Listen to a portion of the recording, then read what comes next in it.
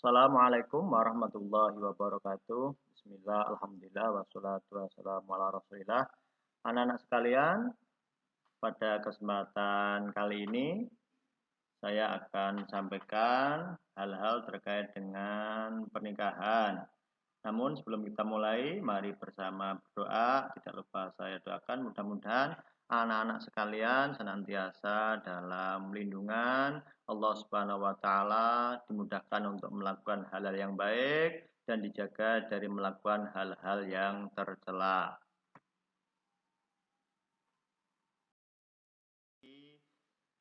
Indahnya membangun mahligai rumah tangga. Pertama kali adalah tentang dalil yang memerintahkan kepada kita terkait dengan pernikahan.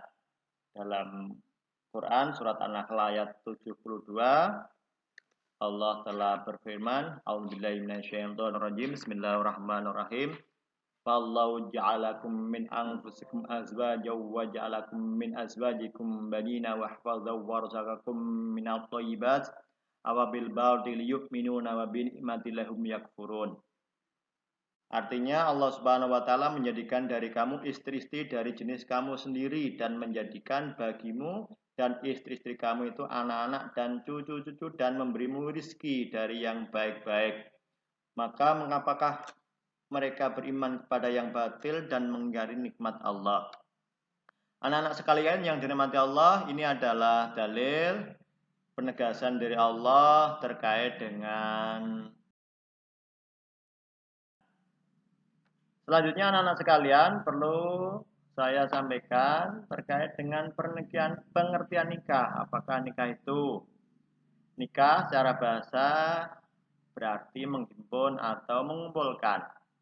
Sedangkan menurut istilah nikah yaitu suatu ikatan lahir batin antara seorang laki-laki dan perempuan yang bukan muhrim sebagai suami istri dengan tujuan untuk membina suatu rumah tangga yang bahagia berdasarkan tuntunan Allah Subhanahu wa taala.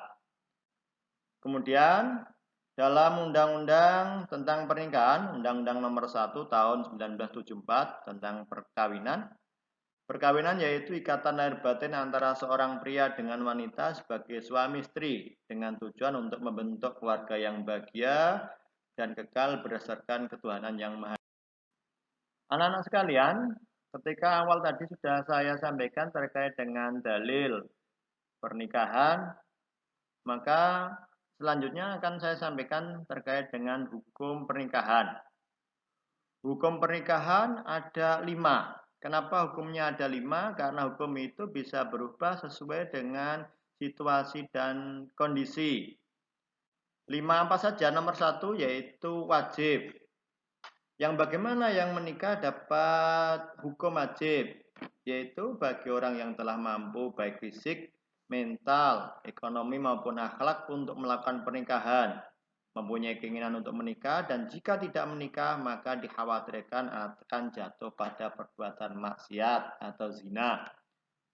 Hukumnya wajib. Kemudian yang nomor 2 sunnah. Sunnah yaitu menikah bagi orang yang telah mempunyai keinginan untuk menikah namun tidak dikhawatirkan dirinya akan jatuh kepada maksiat sekiranya tidak menikah. Nomor 3 mubah. Ini adalah hukum asal menikah bagi yang mampu dan aman dari fitnah tetapi tidak membutuhkannya, tidak memenuhi syahwat sama sekali seperti orang yang impoten atau lanjut usia atau yang tidak mampu menafkahi, sedangkan wanita rela dengan syarat wanita tersebut harus rasyidah atau berakal.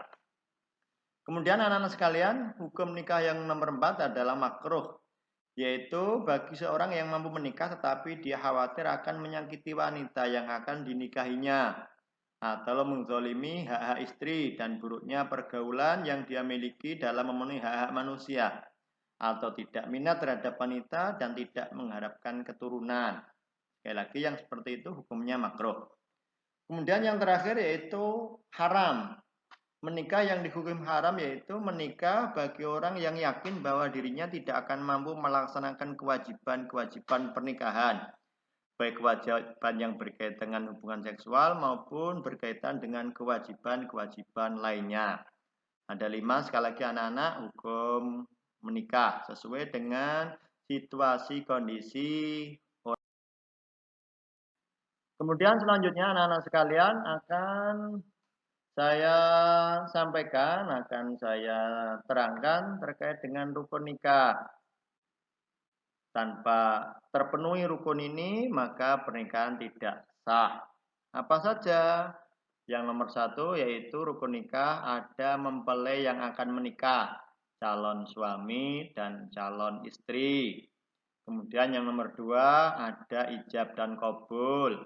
Ijab dari wali dan qabul dari mempelai laki-laki. Kemudian ada yang nomor 3, rukun nikah ada 2 orang saksi pernikahan tersebut. Yang terakhir, yang keempat, ada wali yang menikahkan.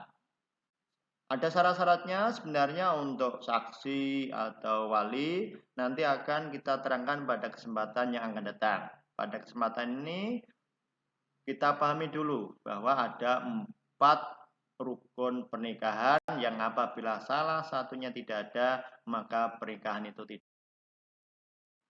Anak-anak sekalian, selanjutnya setelah tadi kita pelajari bersama terkait dengan rukun nikah, selanjutnya adalah syarat nikah. Apa saja syarat pernikah?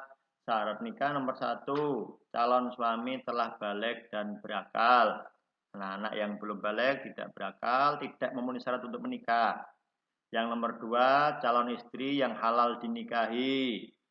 Bukan mahram, bahkan juga bukan istri orang lain misalnya. Nomor 3, lafadz ijab dan qabul harus bersifat selamanya, tidak bisa bersifat sementara seperti halnya nikah mut'ah. Nanti kita terangkan pada kesempatan yang akan datang. Kemudian 2 orang saksi seperti tadi yang disinggung di rukun nikah. Nomor 5, identitas pelaku akad nikah diungkapkan secara jelas. Kemudian yang nomor 6, wali harus memenuhi persyaratan.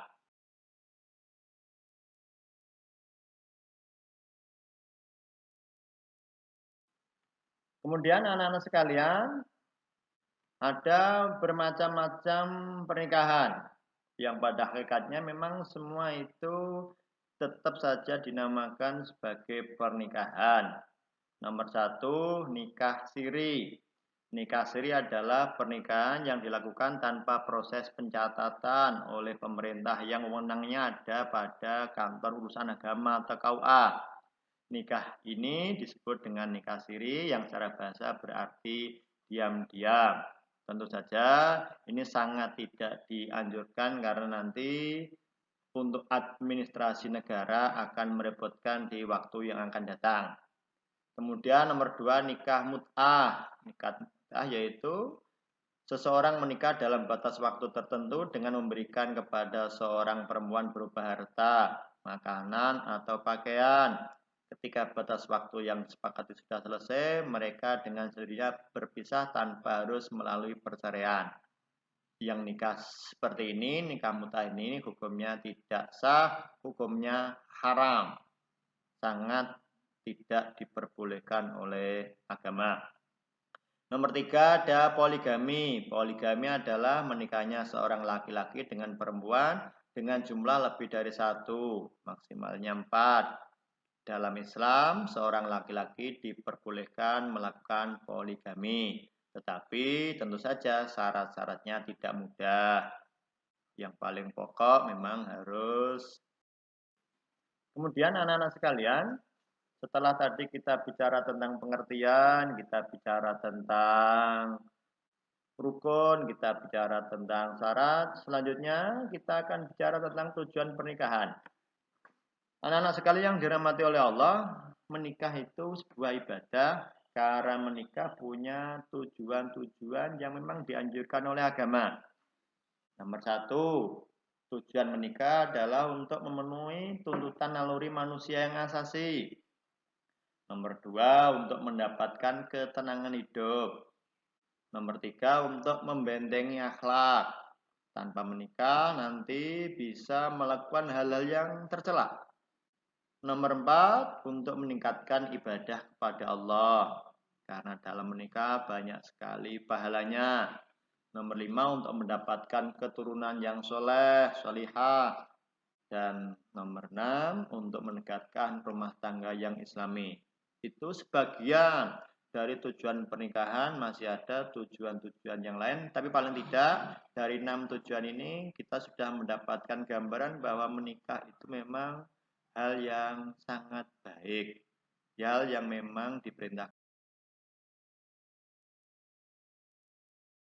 Demikian anak-anak materi yang kita sampaikan hari ini. Mudah-mudahan belajar kita hari ini menjadi belajar yang diberkahi oleh Allah.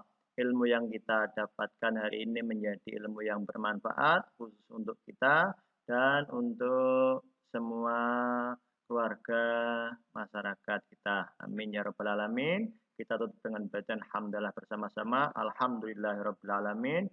Kurang lebihnya mohon maaf. Wassalamualaikum warahmatullahi wabarakatuh.